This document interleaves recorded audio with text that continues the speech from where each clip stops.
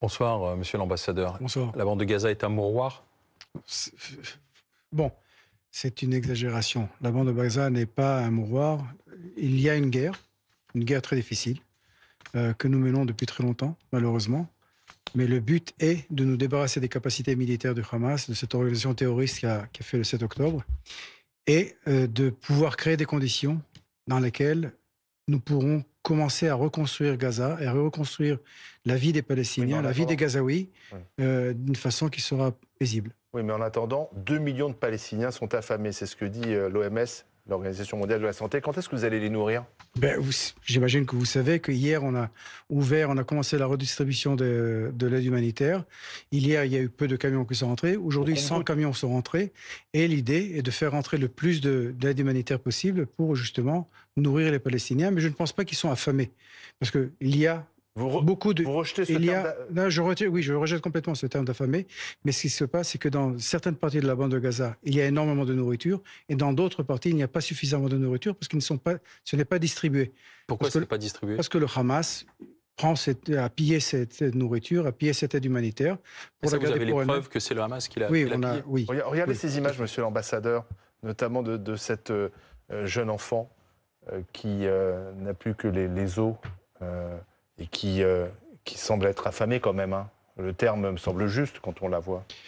Vous savez, c'est assez terrible.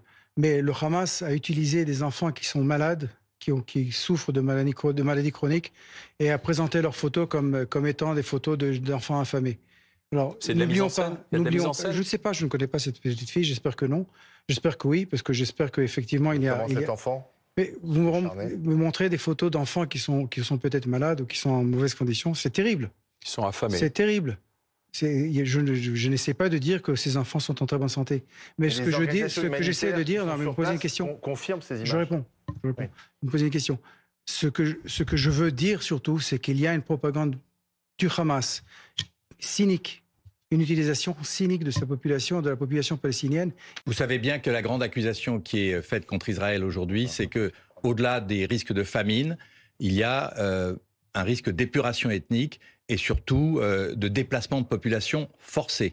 Des pays comme la Suède demandent qu'il y ait des sanctions de l'Union européenne contre des personnalités israéliennes. Comment vous réagissez? L'épuration ethnique, c'est un fantasme qatari qui ne veut rien dire. Parce que qu'est-ce que c'est une épuration ethnique? On remplace un groupe ethnique par un autre. Israël ne veut pas repeupler la bande de Gaza. Israël ne veut pas annexer la bande de Gaza.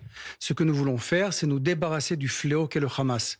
Nous débarrasser et débarrasser les Gazaouis du fléau qu'est le Hamas. Est-ce que ça va passer par l'évacuation de millions de Palestiniens qui vont être emmenés en Libye ou dans d'autres pays arabes qui n'en veulent pas d'ailleurs? C'est un plan américain, c'est pas un plan israélien, ça. C'est un plan américain, il faut poser la question aux Américains. Notre plan à nous, c'est de permettre la reconstruction de Gaza d'une façon où il y aura une réalité de paix. Sans annexion? Il n'a jamais été question d'annexion de la bande de Gaza. Mais le Premier ministre Netanyahou a dit qu'il n'excluait pas une annexion partielle de Gaza. Non, ce dont il a parlé, c'est reprendre le contrôle.